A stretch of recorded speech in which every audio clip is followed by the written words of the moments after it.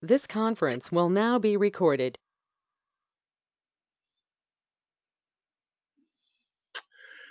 Okay, it looks like I'm getting a little help from my friends here when it tells me this conference will be recorded. Okay, friends, well, look, it looks like we're having two kinds of things going on. We finished the end of A Treatise on Cosmic Fire in depth, you know. That is quite a joke, but as deep as we can go. And that was on the 29th of September, and it was a solo webinar. And I'm beginning a solo webinar here on the 1st of October. What I'm trying to do is make sure this keeps flowing to you. Now I realize that, you know, it's a 1,283 page book, and there's a lot to go into, and it's going to take years. And of course, you can read everything. It's on Makara. Only the last 100 pages or so, which is about 33 programs, are done by video. And we'll see how we handle that when we get to it, you know, whatever year that may be. And I'm reading off of the both the book itself and the commentaries I prepared, in which were gathered from various classes as people offered thoughts. So it will expand the offering just a bit. In some ways, I like that idea of the absolute being the untouchable, and how that is contrasted with the way that term is used regarding people. At least it used to be in India, the caste system. Well, because it has such a high meaning when you think of it as related to that which cannot be touched, because there is nothing else. Okay. There's a little bit of a problem there. Oh, okay. Well, I see that maybe I'll just pause this for a moment. This conference will now be recorded. Okay, it's my hope that every time I press the pause button, I'm not going to get that nice lady's voice saying, this conference is being recorded, or this conference is not being recorded. This seems to be the issue at the moment. But okay, let's see how this goes. Okay. Now I see what the issue is. Okay. This conference will now be recorded. Well, I have a few little technical issues here, but I'm going to try to continue. And anyway, some of the work that we did here last time was very close to what we do in identify as being, that particular kind of ongoing discussion that we're having regarding the great simplicity of beingness or isness, or the raw fact of perception, which means that something exists.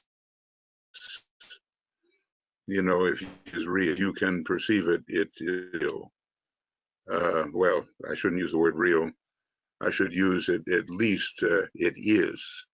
There are many things that are not real in the ultimate sense. So now we'll move on just a little bit here, and we'll hope that when I want to have the picture operating, it will operate. So far it does. The next, we're dealing with the fundamentals of the secret doctrine, and the the very first thing we talked about was the boundless immutable principle. And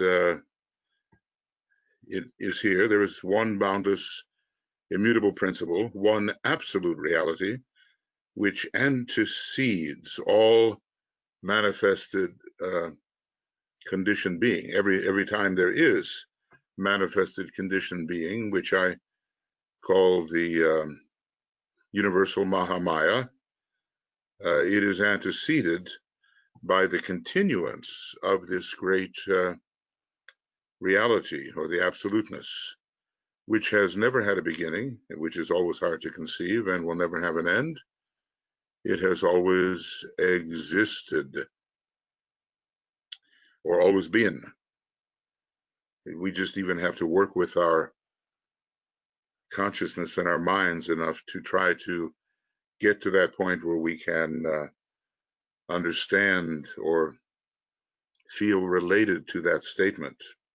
So then I've been calling it the absolutely utter, or the utter otherness. You know, I'm looking for words which are not scientifically accurate, but which are evocative of some kind of appreciation of what it is, even though it's utterly beyond the reach of any human thought or expression. We eliminate what it's not with the neti method, not this, not that. We eliminate that. And then we get ever closer, but never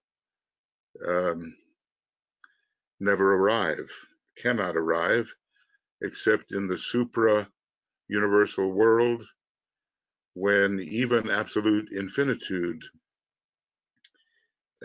collapsing to the absolute infinitesimal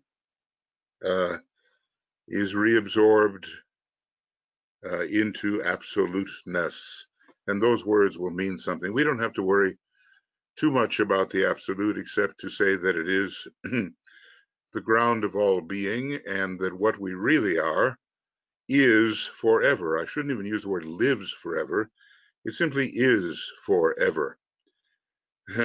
And knowing that, I think, has a great deal to do with what human beings experience as enlightenment.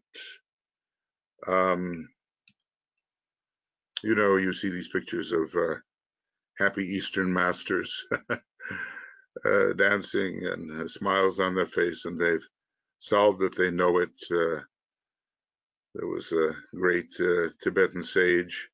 He looked at a fly once, and suddenly he was awakened, and the scales dropped from his eyes.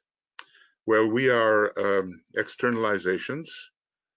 We are emanations, the little we, the illusory we, and we are limited in our sight, but the scales will drop from our registering potential, and we will, in fact, begin to see and register more and more subtlety. We will see and register.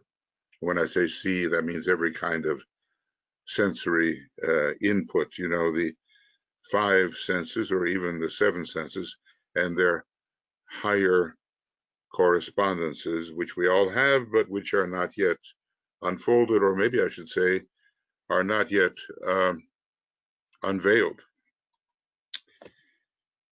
Okay, so the manifested universe is contained within this absolute reality and a conditioned symbol of it. We have to be careful of words here.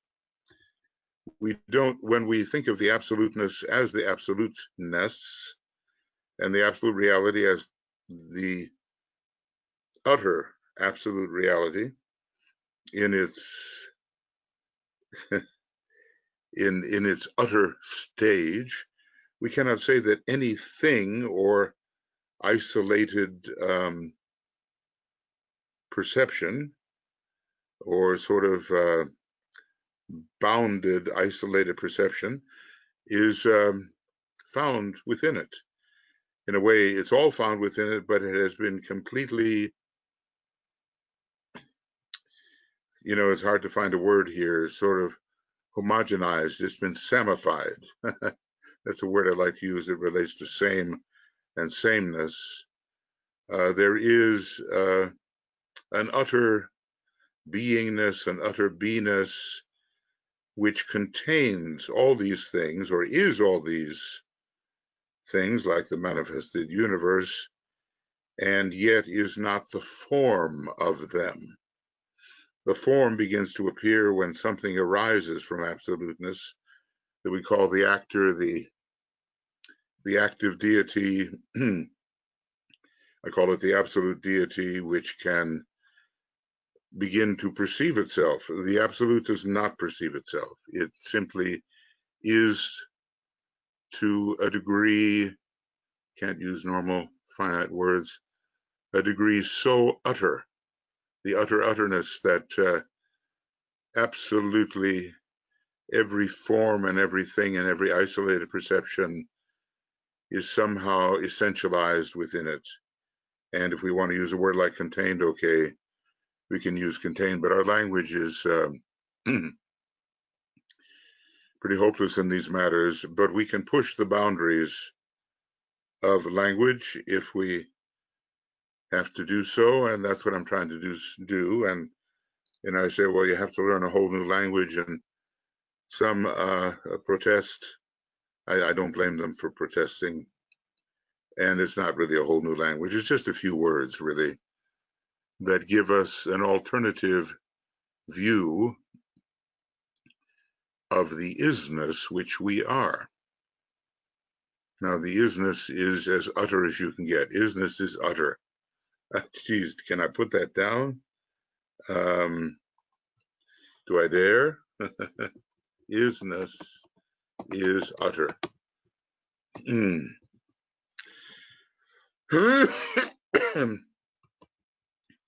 And by utter, I just mean, well, you just can't go beyond that state. It's not really a state of anything, but you just can't go beyond it. Our minds are going to falter and fall back when we think of it. H.P. Blavatsky gave us a lot about it, but maybe was wise enough not to go into it too far. The ancient stanzas of Dzyan, they tell us much, and this was not, that was not, all these things were not, and yet the very essence of what they are were.